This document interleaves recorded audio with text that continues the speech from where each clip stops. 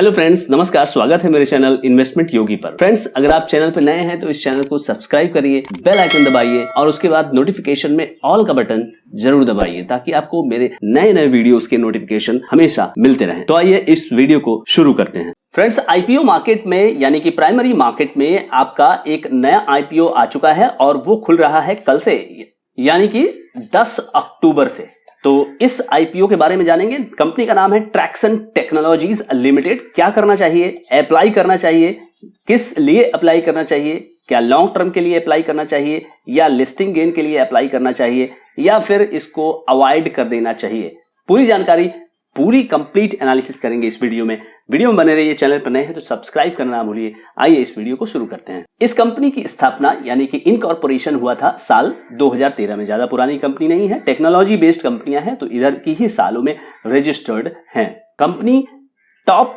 5 global player है in terms of number of companies profile. मतलब जिन कंपनियों को ये प्रोफाइल करती है उसके हिसाब से ये टॉप 5 प्लेयर है।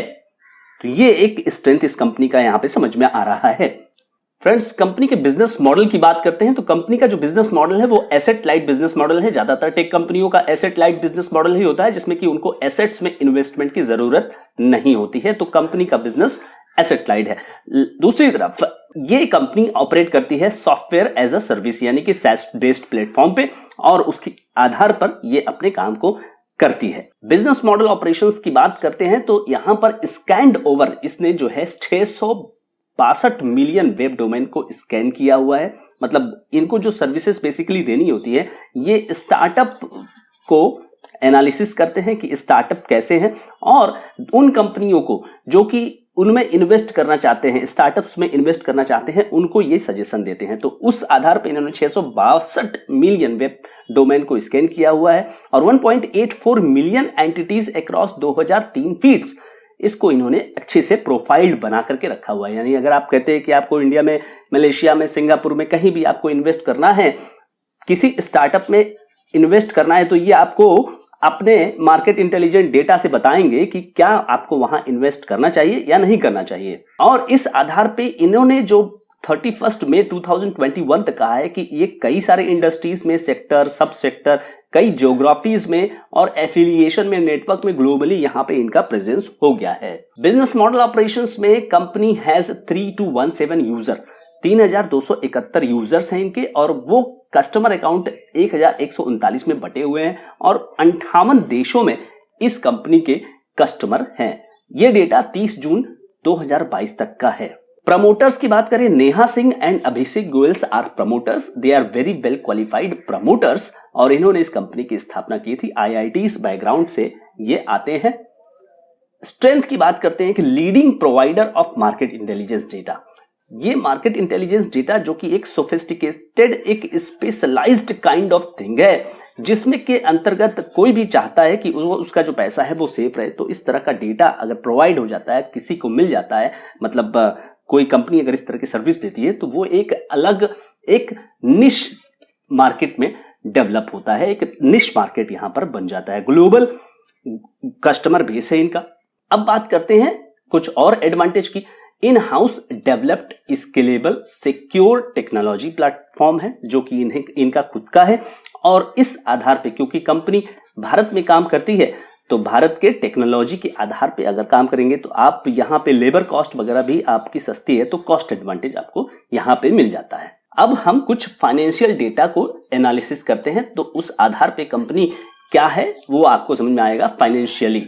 तो 2019-20 अर्निंग पेज पर शेयर की बात करते हैं। EPS 2019-20 minus 5.54, 2020-21 minus 0.55, 2021-22 minus 0.48। तो आप क्या कहेंगे, परफॉर्मेंस ऊपर है क्योंकि देखिए EPS 5.5 रुपया माइनस से केवल 0.48 माइनस है।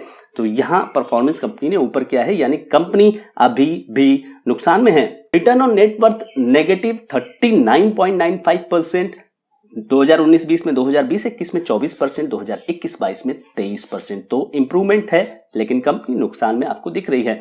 टोटल एसेट्स 2019-20 में 52 करोड़, 2020-21 में 48 करोड़, 2021-22 में 54 करोड़ और जून 2022 तक ये 56.78 करोड़ तक का आपको दिख रहा है। टोटल रेवेन्यू करोड़ की बात करेंगे तो 2019-20 में 6 करोड़ 30 लाख, 2020-21 में 55 करोड़ 74 लाख, 2021-22 में 65 करोड़ 16 लाख और जून के क्वार्टर में अभी 19 crore 8 lakh. Profit after tax यानी कि नेट प्रॉफिट की बात करेंगे तो 2019-20 में आपको 54 करोड़ रुपए का यहां पे लॉस दिख रहा है। उस लॉस को इन्होंने कम किया 2020-21 में 4 करोड़ 15 लाख और 20-21 के बाद 21-22 में 4 करोड़ 85 लाख और जो जून में ये प्रॉफिट में इस क्वार्टर में है करीब 92 लाख रुपए के। तो परफॉर्मेंस ऊपर है, लेकिन अभी जस्ट कंपनी इस क्वार्टर में अच्छा कर सकी है। अब आगे क्या होगा ये देखने वाली बात होगी। नेटवर्थ की बात करें तो वो नेगेटिव 135 करोड़ 2019-20 में था, जिससे कि वो पॉजिटिव में आया 2020-21 में 22 करोड़ 22 लाख, 2021-22 में 20 करोड़ 64 लाख और जून के अभी के क्वार्टर में 22 करोड़ 98 लाख। तो नेटवर्थ पॉजिटिव में आ चुका है।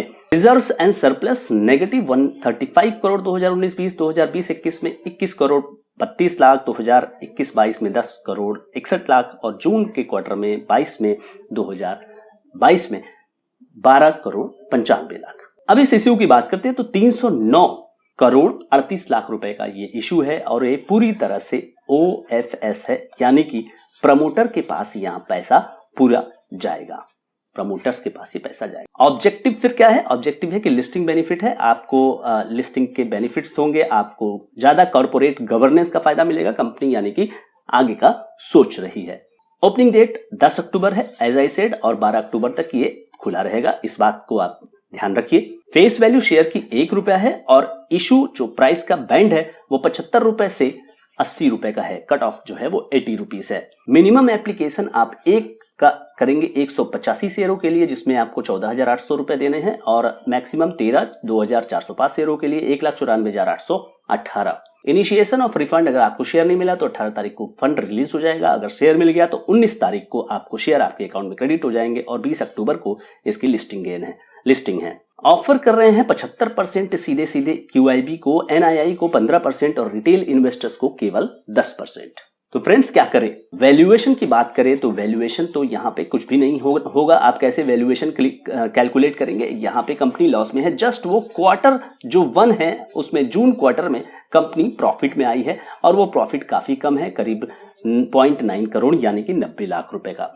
तो कंपनी का वैल्यूएशन काफी ज्यादा है, यानी कि कंपनी, अब देखिए नए जमाने के इन्वेस्टर्स, नए जमाने की कंपनियां, पेटीएम, जोमैटो, ये सब कंपनियां, चाहे पीबी फिनटेक की बात करें यानी कि पॉलिसी बाजार की बात करें, तो इन कंपनियों ने क्या दिखाया? इन कंपनियों ने दिखाया कि हम लॉस में भी रहेंगे और बाजार में भी उतर जाएंगे। मार्केट ने पनिश किया, आप देख सकते हैं मार्केट, देखिए किसी को भी छोड़ता नहीं। ये कंपनी भी नुकसान में है, जस्ट ये प्रॉफिट में आई है, थोड़ा और इंतजार कर सकती थी आईपीओ लाने के लिए और उसके बाद इस आईपीओ को अच्छा रिस्पॉन्स मिलता। आप वैल्यूएशन थोड़ा महंगा भी देते तो आप उसको जस्टिफाई कर सकते थे, लेकिन जस्ट कंपनी जो है वो negative reserve, negative balance sheet सबसे अभी उबर रही है। Asset light model, no doubt future अच्छा हो सकता है, अच्छा है सब कुछ, बट अभी कंपनी जस्ट लॉस से प्रॉफिट में कन्वर्ट हुई है। तो इस आधार पे आपका जो ये वैल्यूएशन है ये कहीं से भी सही नहीं होगा और ये एक काफी महंगा शेयर आप लेकर के जाएंगे।